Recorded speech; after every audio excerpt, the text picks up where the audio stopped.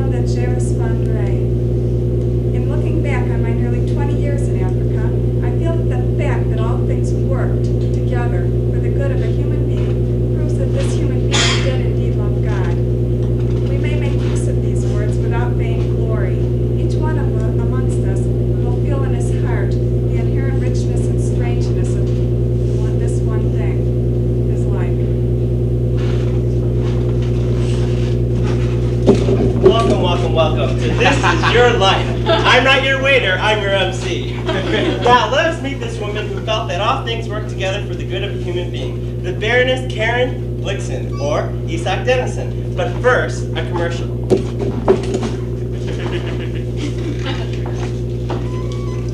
Gene Siskel says, thumbs up.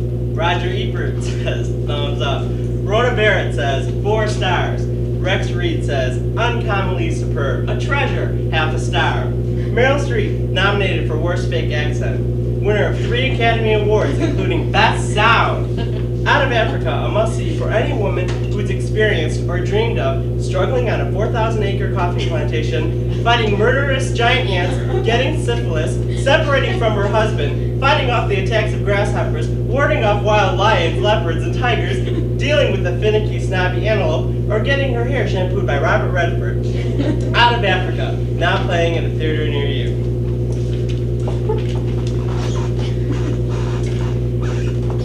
Miss Blixen, could you step down here, please? This is your life.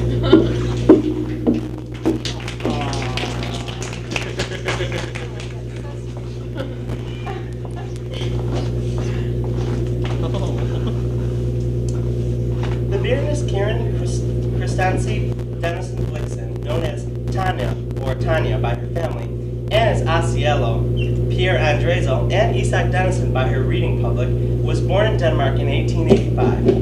In 1914, she went to Africa and married her second cousin, Rar Blixen Finnick. Although they were divorced in 1921, the Baroness remained in Kenya, managing their coffee plantation until it finally failed in 1931. In 1938, she published a book called Out of Africa, chronicling her experiences there. She also published many short stories and a novel throughout the rest of her life. She died in 1962 in Denmark. Let's meet some of her African friends and some of her fictional characters. Isak Dinesen, This Is Your Life. Let me read to you from Out of Africa, Isak Dinesen's description of our first guest. Dennis Finchatten had no other home in Africa than the farm. He lived in my house between his safaris and kept his books and his gramophone there. When he came back to the farm, it gave out what was in it. It spoke, as the coffee plantations speak, when with the first showers of the rainy season they flower, dripping wet, a cloud of chalk. When I was expecting Denny's back and heard his car coming up the drive, I heard at the same time the things of the farm, all telling what they really were. He was happy on the farm. He came there only when he wanted to come, and it knew in him a quality of which the world besides was not aware, a humility. He never did but what he wanted to do, neither was guile found in his mouth. Denny's, who lived much by the ear, preferred hearing a tale told to reading it. When he came to the farm, he would ask, "Have you got a story?" I had been making up many while he had been away. In the evenings, he made himself comfortable, spreading cushions like a couch in front of the fire, and with me sitting on the floor, cross-legged, like Shirzad herself, he would listen, clear-eyed, to a long tale, from when it began until it ended. He kept better account of it than I did myself, and at the dramatic appearance of one of the characters, would stop me to say, "That man died in the beginning of the story, but never mind." Well, this guest died well before the beginning of tonight's show, but never mind that. Ladies and gentlemen, please welcome Mr. Dennis George Finchatten.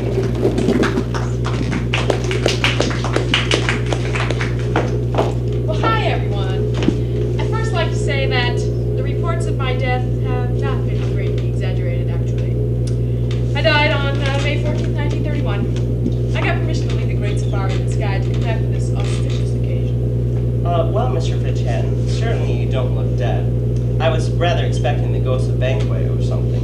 We'll all be very interested to hear about your death shortly, I expect. But first, would you tell us about your life? What was your childhood like? Same old stuff. I was born in London on April 24th, 1887. Well, it's 1888. My memory isn't what it used to be. It's the first thing that decays. No, it was 1887. I remember I had an older brother, Toby, and an older sister, Topsy.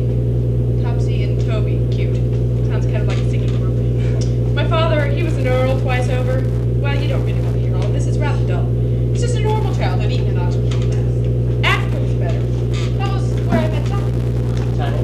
Tanya, you know. Karen. Oh, I guess you know her by that name she used later, Ozark or something.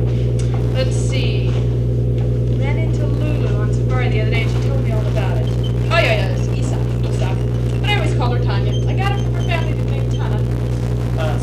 house. How did you meet Isak, or Karen, or Tanya? Well, I met her at the Tiger Club near her farm in Kenya in April, or was it May? No, it was April 1918. I remember now, it was just after I got back after the war to take care of some business problems after my partner died. I remember her then because she reminded me very much of my cousin Kitty Lucas, my first love. Anyway, Tanya's marriage was already on the rocks and she fell in love with me immediately. Yes, we know that. We saw the movie. What we want to know is, when did you fall in love with her? Well, maybe I did, maybe I didn't. I only did what I wanted to do, remember? Mind not sitting quite so close, you might knock off my hat. I'm a little bald, and I don't like you to notice. Mr. Fitzhatton, really, this is what the inquiring minds want to know. You said Isak, or Tanya, fell in love with you, but didn't you love her as well? Yes, but I don't think I should tell. Oh, well, Isak Dinesen says in Out of Africa that you had no other home in Africa except her farm. Isn't that proof that you loved her? You can ask that question in this modern age. Well, actually, I didn't spend most of my time on safari. I was rather a well-known hunter. I led many famous expeditions, even took the Prince of Wales once. I loved the thrill of the hunt, though not the shooting so much. I switched from guns to cameras later on. Most of my expeditions were photographic ones. But I loved being out in the wilderness. A friend of mine wrote me a poem once which describes my feeling well. I saw gray geese straining over the flatlands, saw them as I feel them, simples. Felt my soul stiffened out in their throats. Iron rocks of the north by the wrinkled sea, with the spring corn piercing through. Ribs of the black boat rotting in the sand, bones of a giant, in the endless, wavering, surf-printed lines of desert dunes. I saw wild geese flying before sunrise, ancestral wings lashed to their windy paths in the great whiteness of them, riveting the enormous skies and the spokes of the sun over the crumpled hills. I love that poem because it described the wonderful feeling of the wilderness. I just had to be away sometimes, even from Tanya. After all, that's why I left England in the first place. I remember I used that poem to try and explain to Tanya once why I had to go. We'd been fighting. It was the last day before I left on that last trip. She always wanted me to come back sooner or stay with her longer. And I quoted her this poem to try and make her understand, but I don't think she did. But you always did come back sooner or later. Well, yes, except for the time the plane crashed. But I did like to hear Tanya's stories. She told beautiful stories, even if she couldn't keep track of who died in the beginning. She used to call herself Scheherazade. I see. Well, now, if it's not too painful, could you tell us about that last fatal trip? Oh, certainly. I've had 55 years to get used to being dead. It doesn't bother me anymore. Actually, some aspects are nice. My hair stopped falling out. Lions came and sat on my grave. Tanya wrote a book, and Robert Redford played me in the film. I even got my own biography, although Mr. Trzynski left out some of the best stuff. Anyway, it's all very simple, really, just a plane crash. And had my plane long, I got it partly to take Tanya flying over Africa. She always said it was the most transporting pleasure of her life there. But anyway, one day I was leaving to go look at a herd of elephants when I crashed the bugger and died, that's all. Oh, okay. Well, is there anything else you'd like to tell us, or anything you'd like to tell Isak? Well, actually, I do have an appointment with the Prince of Wales to talk over our safari together, so I really ought to run. Tanya, I'm waiting for you. So I can't wait to hear all of those stories you've been thinking of since I died. Well, thank you, Mr. Fitzhatton, I think. And now, before we meet our next guest, it's time for another commercial.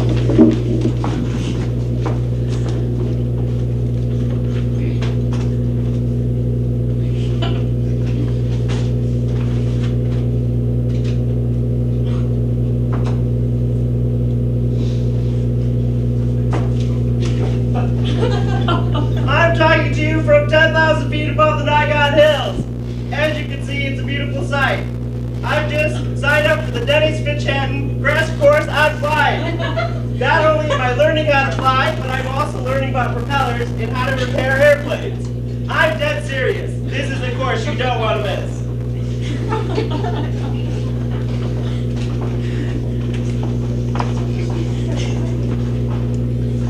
Vera came to meet me in Aden in 1913, before the First World War. For almost 18 years he ran my house, my stables, and safaris.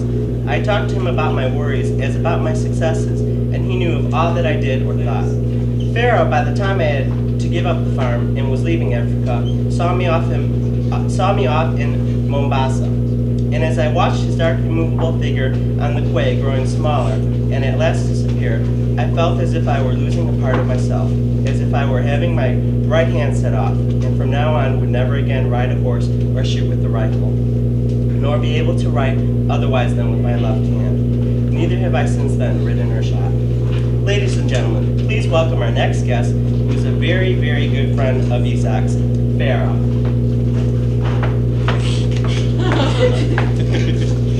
Hello, Isak. How are you doing? Who does your hair, Dairy Queen?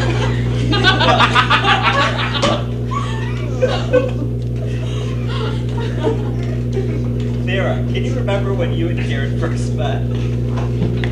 Oh yeah, I can remember it pretty well. I thought Nancy was real beautiful and all, but I really didn't think she'd be able to make it in Africa. And then I saw this atrocious, ugly dog that she brought along with her, and I really nearly died. After all, it's believed by all Somalis, including myself, that dogs are absolute vile creatures, and it's an actual sin in my people's eyes if you touch one of them. So you can imagine how I felt when I saw the awful thing. What do you think her first impression of you was? Well, that's pretty easy. I'm sure she was totally taken in by my charm because I was dressed exquisitely on our first meeting, right? As a matter of fact, I believe I remember you described me as saying I was lithe and fine-boned, dressed with the vanity and natural elegance of the Somalis. So, it seems that you and Karen were together for 25 years. During that time, you must have really gotten to know each other well. Yeah, we were just like best friends. We knew each other inside and out, except on one occasion when Kananwi, the Kikuyu chief, was dying from getting kicked in the leg by a cow. He developed gangrene from it, but one of Kananwi's son asked Memsahib, this is Kieran, if we would take his father back to our house so the mission hospital wouldn't force him to go there. I felt it was a perfectly reasonable request and all, but she said that he was too ill and would probably die and she'd be held responsible while he was under her care. And this was really unlike Memsahib. I never said anything to her, but acted real depressed and gave her the silent treatment for a couple of days. I thought about telling her how I felt, but I just said never mind, Memsahib. Did you and Karen ever do anything out of the ordinary that you remember? Well, I wouldn't really say it was out of the ordinary, but it was kind of strange. It was during World War I, and Roar, that's Memsahib's husband, told her that she should send supplies to him as soon as possible, and that they should be sent with a white man in order to get through. And around the same time, Memsahib heard that the government was forcing all the white women into sort of a concentration camp till the war was over, so they'd be protected from the Germans. This was the last thing Memsahib wanted to do, so she decided that she and I and her stupid dog would take the supplies to Roar ourselves. I personally didn't want to go because it ended up lasting for 3 months, but I went anyway because I'm so nice. And we ran into a lot of problems. But one time that I can remember, Memsahib was really brave because some lions started attacking our oxen and she beat him off with a leather strip. So, anyway, I think when we finally did reach Roar that he was pretty embarrassed when Memsahib, me, and the dog arrived with his supplies. Well, thank you for sharing that with us. You're welcome. Isak. And now a word from our sponsor. Tired of going to professional Indian letter writers, sick of waiting 3 months for a letter that makes little sense and is written in 3 different colors of ink? Well, now you can call Africa for as little as $1.09 for the first minute and 89 cents for each additional minute. Why, that's right, for less than 3 rupees a minute. So go ahead, give that special someone a call today, whether it's to chat about the upcoming grasshopper invasion or to talk about the antelopes. Call today. That's exciting. When Carson McCullers learned that Isak Dinesen longed to meet Marilyn Monroe, she eagerly volunteered to arrange it. Arthur Miller, an old friend, was sitting at the next table. He came over and the party, a luncheon, was set for February 5th. The Millers were to call for the Baroness and her companion Clara in their car, and they arrived with the unpunctuality Marilyn was famous for. A meal that included oysters, white grapes, champagne, and a souffle was laid on Carson McCullers' black marble table. And now, here to reminisce about that luncheon is Marilyn Monroe. such a pleasure to meet you. Pleasure's all mine. Pleasure's all mine. Why don't you share with the audience how this luncheon came about? Well, Personal Colors called me and told me Isak Dinesen wanted to meet me. I was so thrilled by the whole idea. And I wanted to meet her too. Her writing was so popular here and she seems such a character. So, Carson arranged the party. Who else attended? Well, Isak's companion, Clara Svensson, and Arthur Miller. But Isak was the life of the party. Usually I take center stage, but she captivated us with her stories. It was a lovely, lovely luncheon. What did you eat? Oh, there were oysters, grapes, champagne, but Isak ate very little. I think that she was very ill and she was dreadfully thin. She hardly ate anything. Arthur even asked her if someone so sick should eat so little, but she ignored him. And what happened after the meal? Well, the table was cleared and Arthur left the party, and then Isak and Clara and I thought it'd be great fun to dance on the tabletops. Here, we can show you right now. No. That's quite all right. That's quite all right. What were your impressions of Isak? Well, she enjoyed telling stories, and like me, had such a love for life. I was so pleased to be able to meet her. Well, thank you for sharing your memories with us. It was very nice to meet you. Oh, thank you. Bye, Isak. It was nice to meet you. Goodbye, everybody. And now, another commercial. Hi there, bookworm. Let me tell you about the special offer from the Karen Blixen Book Club. It's an offer you can't refuse. Each book is bound in genuine oxen leather and shipped first class straight from Africa. Once you've received your book, it's yours to examine for 10 days. If after 10 days you decide to return it, just mail it back to Africa and you owe nothing except the $37.49 for postage and handling. But if you decide to keep it, you just pay $19.95, and in about a month you will receive another book to examine. Just take a look at some of the other titles you'll receive. Out of Africa. Way out of Africa. How to skin a lion. Going to the Noma, 10 easy to learn native dances. And Letters of Africa. All of this for you to treasure for a lifetime. Act now and we'll send you Jagona's Jargon, a compelling report guaranteed to be extremely difficult to follow and includes complicated circumstances and irrelevant details. Jagona's Jargon is yours to keep whether you decide to buy the books or not. So order now. Scheherazade, at the age of 45, had painted the portraits of most queens and princesses of Europe and was persona grata at a dozen courts. His fresh and pure nudes were bought at fancy prices by the galleries. At the same time, he was on easy and friendly terms with street hawkers, circus performers, and flower girls. He had velvety brown eyes, a red mouth, and remarkably sweet voice. The young prince, who was a hero in Isak's tale, felt a sincere admiration for the artist's extraordinary gifts, and the two had long talks together on elevated matters. The Grand Duchess so far had not favored the friendship, for if Scheherazade was famous as a portraitist of fair ladies, he was no less celebrated and talked about as their conqueror and seducer, the irresistible Don Juan of his age. And here today, straight from his studio to our studio, Scheherazade. How do you do? I am Scheherazade, the famous painter. I play a critical role in the book Erengard. Without me, there would have been no action. What happened was, the king and queen had only one son to carry on the throne, and he had no interest at all in girls. He showed none at all. It was fine when he was young, because while they wanted him to finish school, they didn't want him to get married too soon. But as he got older and older, it became a fairly serious situation. Other people were looking to take over the throne.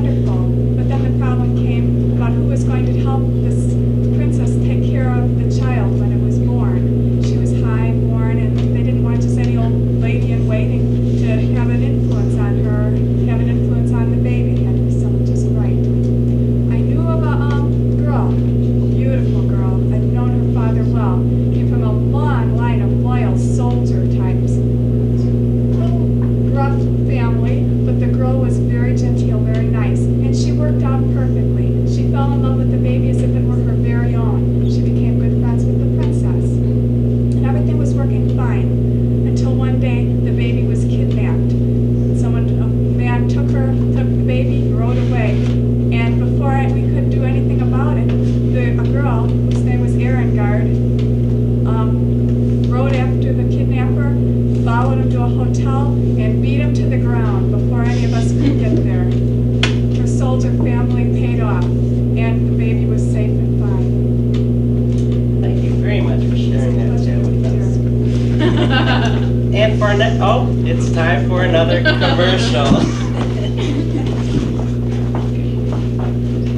Blixen Travel Agency is proud to announce a price slashing tour to Africa, and here's what you'll see: a burned coffee plantation, a dead lion and vultures,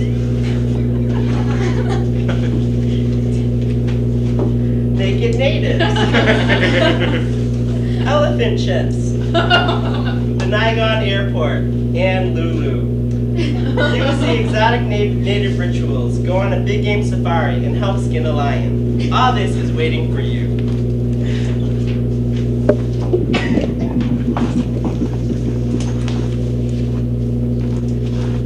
This next guest is described in Out of Africa. He was a countryman of mine, an old blind Dane by the name of Knudsen. One day when I was in Nairobi, he fumbled his way up to my car, presented himself, and asked me to give him a house on my land, as he had no place in the world to stay in. I had at that time been reducing my staff of white people on the plantation and had an empty bungalow that I could lend him, and he came out and lived on the farm for 6 months. Old Knudsen had in his frail sunken breast the simple, fierce, irascible, wild heart of a small boy who burns with the unadulterated love of fighting. He was a great romantic bully and competent. He was a singularly good hater, always afire with indignation and rage against nearly all the people and institutions with which he came in touch. He called heaven to let fire and brimstone rain down on him, and painted the devil on the wall. As we say in Denmark, in a Michelangelo manner, he was highly delighted whenever he could set other people by the ears, like a small boy who sets two dogs fighting or a dog at a cat. He was an impressive and formidable thing that old Knudsen's soul should still, after his long, hard life, and when he had at last, so to say, been washed into a quiet creek where he might have lain with his sails slacked. He cried out for opposition and adversity like the soul of a boy. It made me respect it as the soul of a berserk. Well, this seems to be our day for visiting with dead people. Ladies and gentlemen, will you please welcome old Knudsen. Old Knudsen would just like to say that he calls heaven to let fire and brimstone rain down on these people, that he should disturb his peaceful life to make them come here today. All right. Well, Mr. Old Knudsen, we just thought that you might like to see your old friend Isak Dinesen, who was kind enough to lend you a place to live during the last months of your life. Kind? Bah! First of all, old Knudsen does not know any Isak Dinesen. It was Baroness Blixen who gave him a place to live and die, but it was not kindness which caused her to do so. It was only that old Knudsen had it coming as his small compensation for his hard life. It was justice. Very small justice, but justice all the same. Well, Mr. Knudsen, perhaps you could tell us a little bit about your life on Baroness Blixen's farm. Were you happy there? Old Knudsen was never happy. God did not have such a plan for him.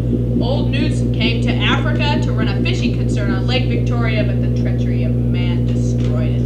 Always his whole life, every plan was destroyed by the treachery of man, and the Baroness Blixen was no exception. She stopped old Knudsen's tremendous plan to have a great lake for fishing on the farm. Old Knudsen could have created a wonderful place for fishermen to come to. Old Knudsen would have been famous for miles around, but Baroness Blixen stopped it, and only because the game department owned the fish and did not want old Knudsen to have them. Old Knudsen had made one of his most beautiful fishing nets to catch them in, but the Baroness stopped it. May the heavens rain fire and brimstone down on her head. Oh, well, I was going to ask you if you had read the Baroness's book, but I don't... Oh yes, old Knudsen read the book. He saw what the Baroness said about him. He saw that she said about old Knudsen hating women, thinking all women were Madame Knudsen, that all women were only intended to ruin the pleasures of man, and she was right. Old Knudsen knew what no other man knew about women. Didn't the Baroness prove him right by filling up that beautiful lake after old Knudsen died? Truly, the evils which have befallen humanity are well deserved. Well, Mr. Knudsen, I do think that we've taken up too much of your time. Is there anything you'd like to say before you go. No, old Dinesen must go now. He was just telling the story of his hard life to another fisherman when these people here interrupted him. May they all get what they deserve. Well, where would we be without our sponsors? Hurry, hurry, hurry to Blixen's World of Used Cars, where you'll find a world of bargains. Take this wonderful Overland car, please. A real classic. It's guaranteed to run on 2 cylinders or less. It may be a little hard to start sometimes, but with a little push, it can be counted on to come through during life's little crises. Just make me a deal I can't refuse. And if you act now, I'll throw in absolutely free this beautiful hurricane lamp swaddled in a silk handkerchief. What a great way to let the natives know to get off the dirt road. Hurry on to Blixen's Used Cars.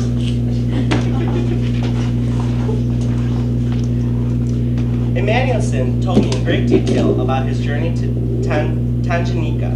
He had much good to say of the Maasai. They had found him on the road and taken him in. Emmanuelson did not know any Maasai language, and for his odyssey he must have fallen back on pantomime. It was fit and becoming, I thought, that Emmanuelson would have sought refuge with the Maasai, and that they should have received him. The true aristocracy with the true proletariat of the world are both in understanding with tragedy. To them, it is the fundamental principle of God and the key, the minor key of existing. They differ in this way from the bourgeoisie of all classes who deny tragedy, who will not tolerate it, and to whom the world of tragedy means in itself unpleasantness. Now help us welcome an old friend of the Baroness, who walked all the way from Tanganyika, Emmanuelson.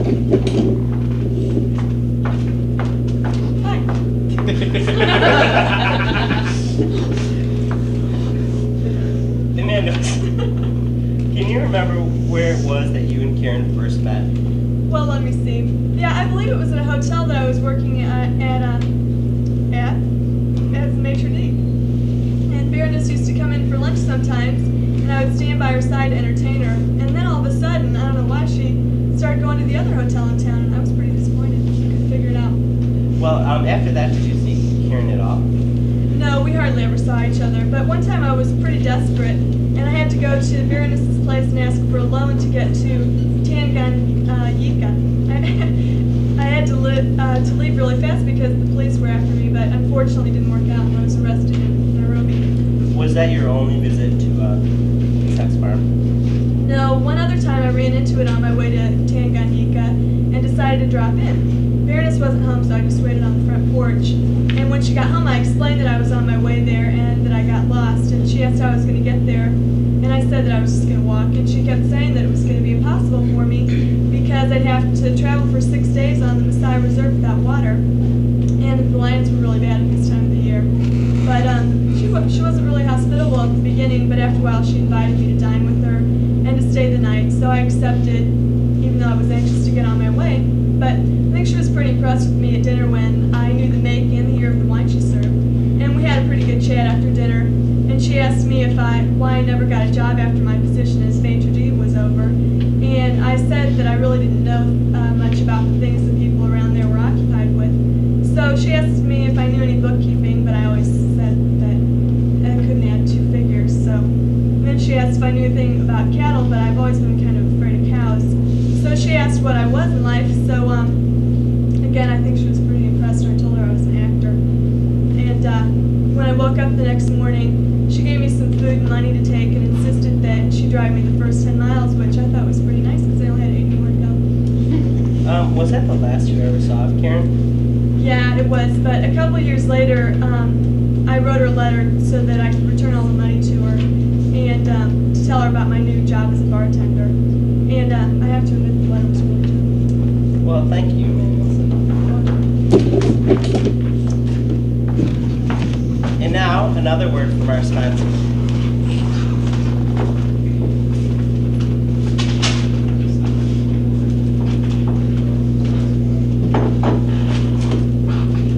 Don't feed your antelope like a fun. Feed it antelope chow.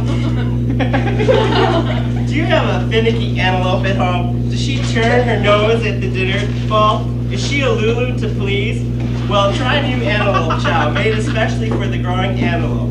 Your antelope will love the special blend of leaves, crushed maize, and sugar cane. Oh my.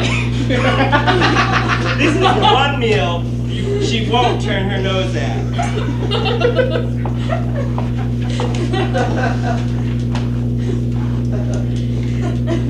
I drove one morning from the farm to Nairobi. As I came along the Naigan Road to a little group of Kikuyu children shouted to me from the roadside, and I saw that they were holding a very small bush buck up for me to see. I knew that they would have found the fawn in the bush, and that now they wanted to sell it to me. But I was late for an appointment in Nairobi, and I had no thought for this sort of thing, so I drove on. When I was coming back in the evening and was driving past the same place, there was again a great shout from the side of the road, and the small party was still there, a little tired and disappointed, for they may have tried to sell the fawn to other people passing by in the course of the day. But I had a long day in town, so I did not care to stop or talk, and I just drove past on them. I did not even think of them when I was back in my house and dined and went to bed. The moment that I had fallen asleep, I was woken up again by a great feeling of terror. You've heard from Isak Dinesen's description of her, and now it's time to meet her. Here's Lulu, the bush buck antelope.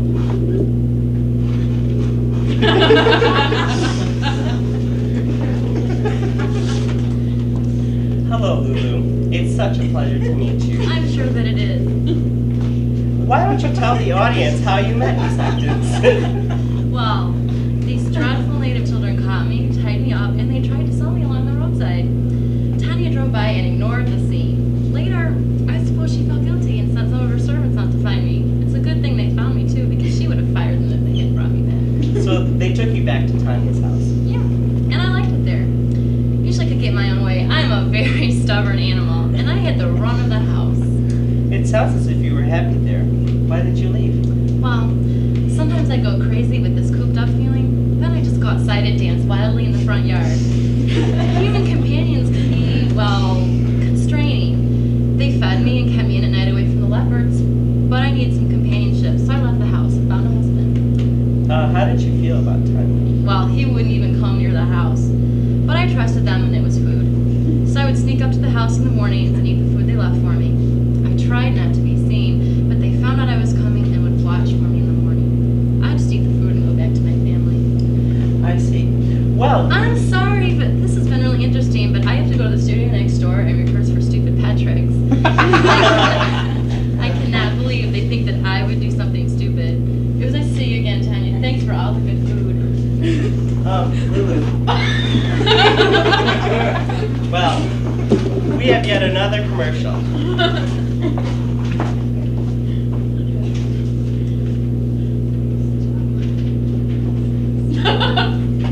Hello, I'm not a doctor, but I play a doctor. In fact, I know very little of doctoring. Just when you learn at a first aid course. But my renown as a doctor had been spread by a few chance lucky years and had not been decreased by the catastrophic mistakes that I had made.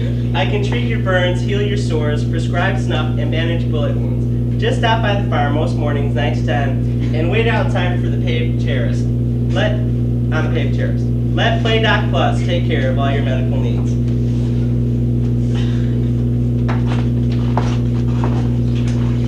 The white people often say of the Kikuyu that they know nothing of gratitude. Kamante, in any case, was not ungrateful. He even gave words to his feelings of an obligation. A number of times, many years after our first meeting, he went out of his way to do me a service for which I had not asked him. And when I questioned him why he had done it, he said that if it had not been for me, he should have been dead a long time ago. It may be that he kept in mind that he and I were of the same religion. In a world of fools, I was, I think, to him, one of the greater fools.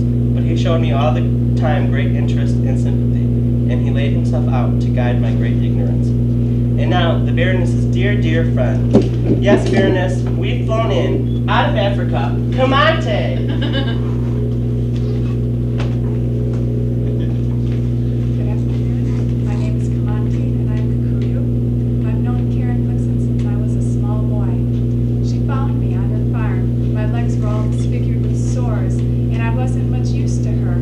Yet she took me into her home. She cured me, so I guess I owe her my life. I thought she was crazy. The Baroness mediated in our legal battles. She took personal interest in our daily lives, our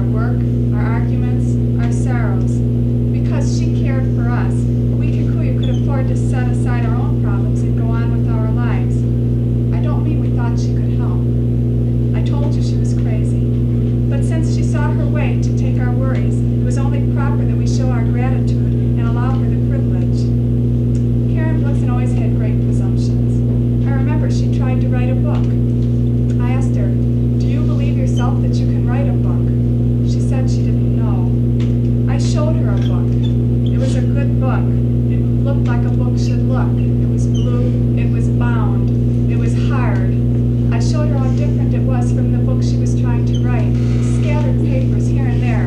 A wind came and would blow them all over the room. This is not a book, I'd tell her. She did have wonderful, strange stories, though. She talked of Prometheus and the Odyssey and King Lear.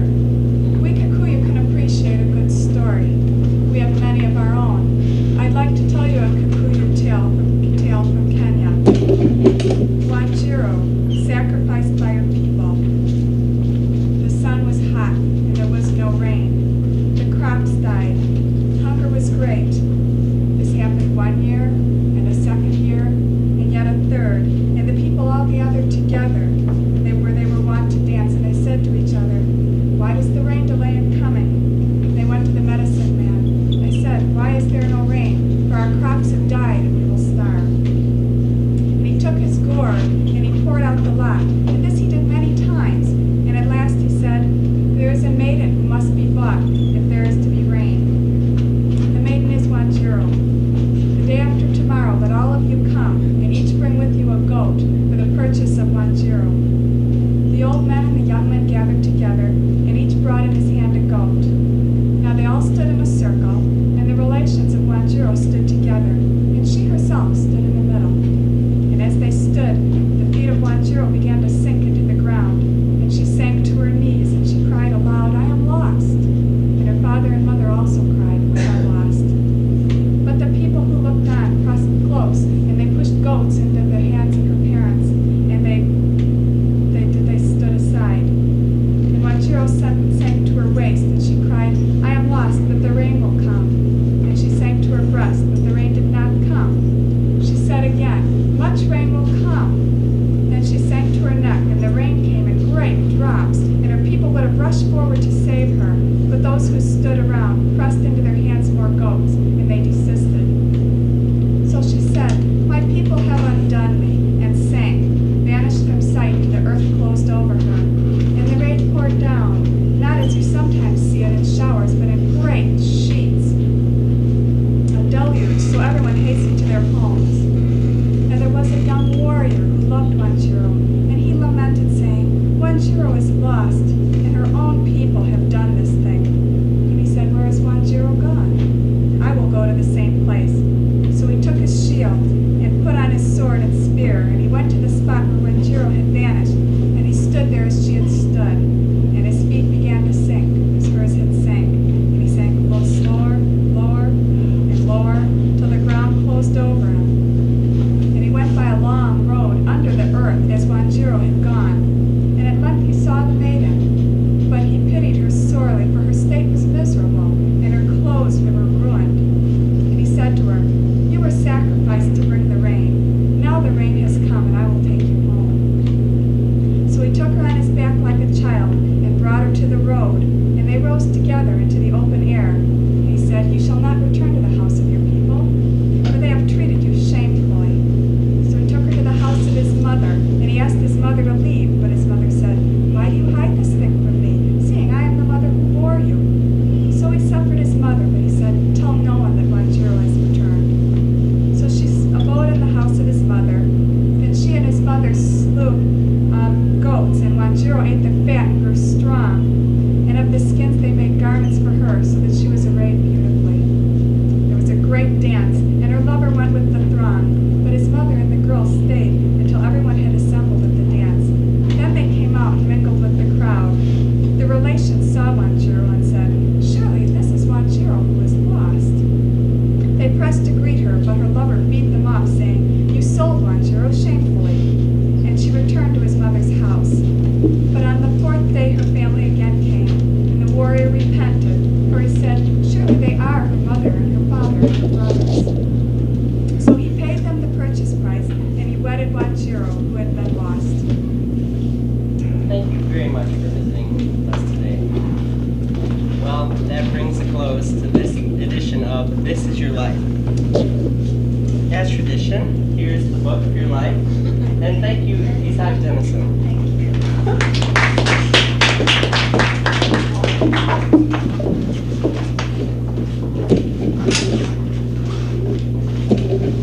I had a farm in Africa, at the foot of the Gum Hills. The equator runs to the north across